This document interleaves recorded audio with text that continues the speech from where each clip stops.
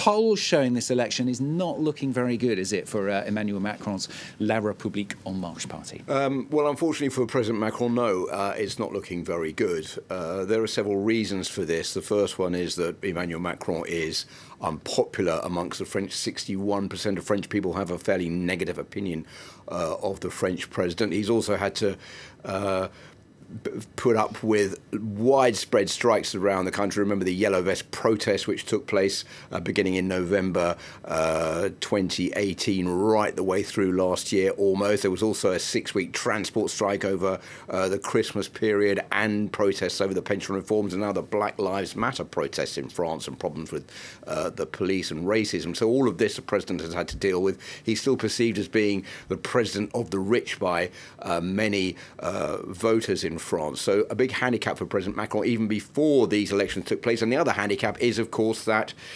these municipal elections are not really like normal presidential elections in France, because the voters are out to vote for their local officials, and local officials do not represent the same value as elected MPs in the National Assembly in Paris. So some mayors have been in their job for years and years and years. I was just checking through the longest serving mayor in France is a 97-year-old who is running for office again. His name is Marcel Thomé, who's been mayor since 1971 in the Gironde department. And the longest serving mayor, who's now not running again this time round, is called Jean de Galon. He's 88 and he's been mayor consecutively since 1959. So a lot of once a mayor takes office, then they are quite often assured, if they do a good job, whichever party they run for, of staying in office. And the problem for Emmanuel Macron is that the République En Marche party, his Republic on the Move party, is a new start-up party that was created to get him elected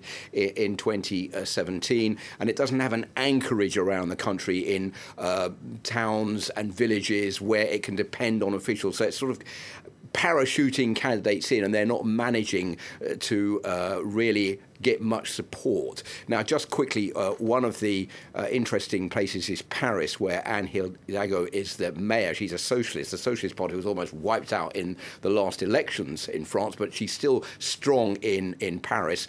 And the candidate of the République En Marche, Agnès Buzyn, is almost 20 points behind Anne Hidalgo, so she has no chance of being elected on Sunday.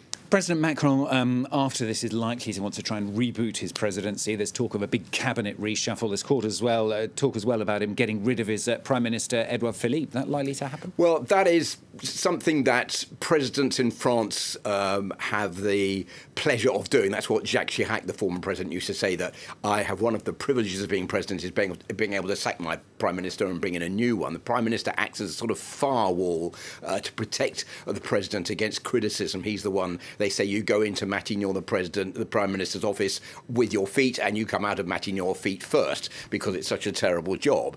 So Edouard Philippe's been in the job since Macron was elected 3 years ago. He's tired after the coronavirus lockdown, the Yellow Vest protest, but he is very popular amongst the French, so it's a good firewall for Emmanuel Macron. But the problem is Emmanuel Macron, he needs to reboot his presidency. As I said, he's unpopular, and he needs now to try to think, OK, how am I going to reboot my presidency to reboost my chances of being re-elected in a couple of years' time? If I run as I am at the present, I will be beaten. The good point for Emmanuel Macron is there are no real contenders for presidency who have any chance of beating him if there was an election today. But Emmanuel Macron doesn't want to be forced into a situation like François Hollande, the last president, where he cannot run in the next election because he doesn't have the support within his own party to do that. So there will be a government reshuffle. Will Edouard Philippe still be Prime Minister? All of that we'll find out in July.